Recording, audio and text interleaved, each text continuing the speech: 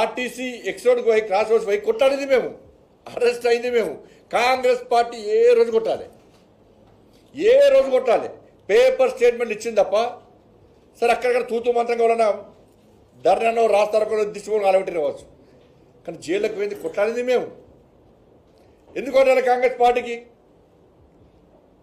కాబట్టి అంత మేధావి వర్గం ఢిల్లీ ఎన్నికల్లో మేధావి వర్గం అంతా కూడా వార్ వన్ సైడ్ అన్న విధంగా మేధావి వర్గం అంతా కూడా ఓటు బ్యాంక్గా మారారు. మేధావి వర్గం అంతా ఓటు బ్యాంక్గా మారి భారతీయ జనతా పార్టీని గెలిపించారు.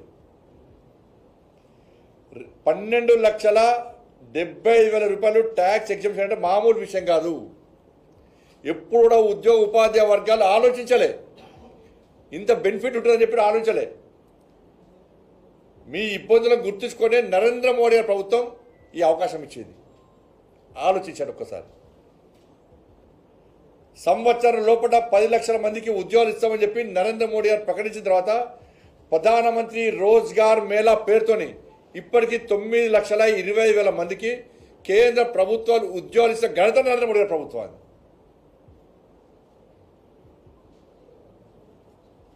కాబట్టి ఇవన్నిటి గురించి చర్చ జరుగుతున్న సందర్భంలో బీఆర్ఎస్ పార్టీ కాంగ్రెస్ పార్టీ లోపాయకారి ఒప్పందం విషయంలో చర్చ జరుగుతున్న సందర్భంలో ఇవాళ కుల గణనాన్ని పట్టుకొచ్చి ఇలా ప్రజల దృష్టి మళ్లించే ప్రయత్నం కాంగ్రెస్ పార్టీ చేస్తున్నది. అరే కేసీఆర్ ప్రభుత్వం ఉన్నప్పుడు మాత్రం సకల జనుల సర్వే, నేను ఆ రోజు 100 స్పీడ్లో పోయిన హైదరాబాద్ నుంచి కనిపారు. ఏమో ఈ సర్వేలో పాల్గొంటేనే తెలంగాణ లేకుండా కాదట. ఇట్లా సెంటిమెంట్ అగిలిస్తే ఉన్న వాళ్ళందరూ పోయి స్వచ్ఛందంగా సర్వేలో పాల్గొన్నారు. ఆ రిపోర్ట్స్కి పోయి కింద సంఖ్యలు పెట్టడం కూర్చున్నాడు, ఎవరికి ఇస్తున్నాడు. అది ఏ లాకాల్లో పెట్టి ఉన్నాం మరి. అది ఆ రోజు కేసీఆర్ ఏం రిలీజ్ చేసింది? అలా సకల జన సర్వే చేస్తే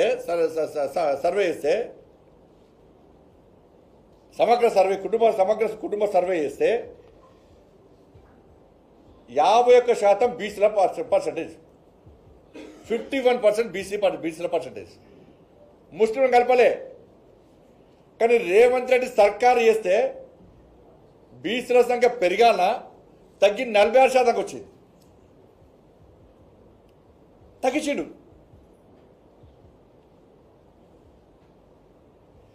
ముస్లింలను 10% ముస్లింలు కలిపి బీసీలో కలిపాడు. ఎవరయ్యా జాగిరి?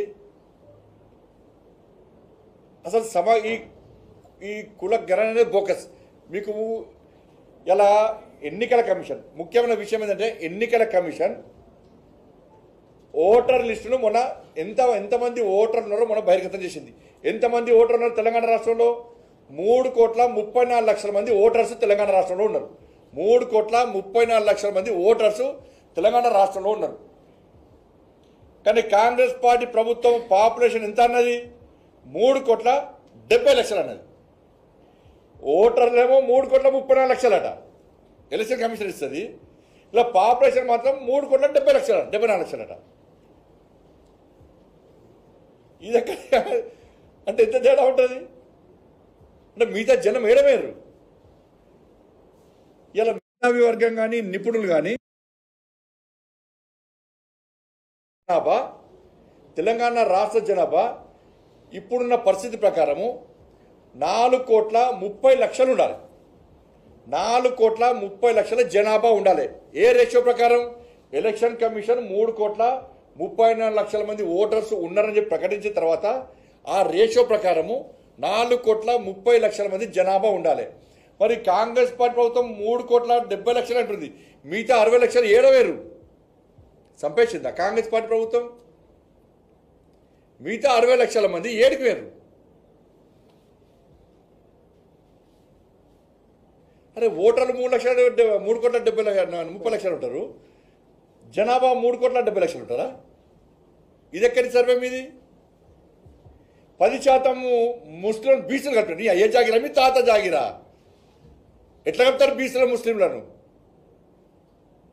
ఏ బీసీ సంఘం ఒప్పుకున్నది? అలా ఏమైనా బీసీ సంఘాలు ఏ ప్రభుత్వం అంటే ప్రభుత్వానికి అడుగులు మొక్కుతారు బీసీ సంఘాలు.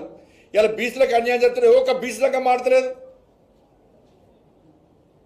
అరే రాజశేఖర రెడ్డి ప్రభుత్వము 4% రిజర్వేషన్ ఇచ్చి ముస్లింలను బీసీలకు గుర్తిస్తే హైదరాబాద్లో ఘోరమైన అన్యాయం జరిగింది హిందువులకి. అలా 30 మంది జిహెచ్ఎంసీ ఎన్నికల్లో 30 మంది హిందువులైన బీసీలు గెలవాల్సిన స్థానాల్లో ఇలా ముస్లిమ్స్ గెలిచిరు. ఇవాళ మీరు 10% రిజర్వేషన్లు ఇచ్చి 10% ముస్లిం బీసీలు కలిపితే ఏ గ్రామంలో ఏ వాళ్ళ సర్పంచ్ ఎవరు గెలవడు? ఇవాళ బీసీలు హిందువులు ఏ సర్పంచ్ గెలవాడు? బీసీలు ఒక్క కౌన్సిలర్ గెలవాడు, ఒక్క కార్పొరేటర్ గెలవాడు, ఒక్క జెడ్పీసీ గెలవాడు. రాసి పెట్టుకోండి. అయిపోయి ఓట్లు ఒక్కరికి వేసుకుంటారు వాళ్ళు. ఈ బీసీల బతికేంది ఇవాళ? హిందువుల బతికేంది తెలంగాణ రాష్ట్రంలో? బిచ్చ బతుక అదేమన్నా హిందువులది అడకదిరన్నా మిమ్మల్ని ఏమన్నా? ఎంఐ పార్టీ ఒత్తిడికి తలొక్కియాలా? హిందువుల మనోబలు దెబ్బతీసి ఏందన్న జాతి? అరే మేము బొట్టు పెట్టుకుంటాం, మాకు గోత్రం ఉంటుంది, జన్మనామం ఉంటుంది, జన్మ నక్షత్రం ఉంటుంది, మేము ముల్దారం కట్టుకుంటాం, మా జాతి ఇది.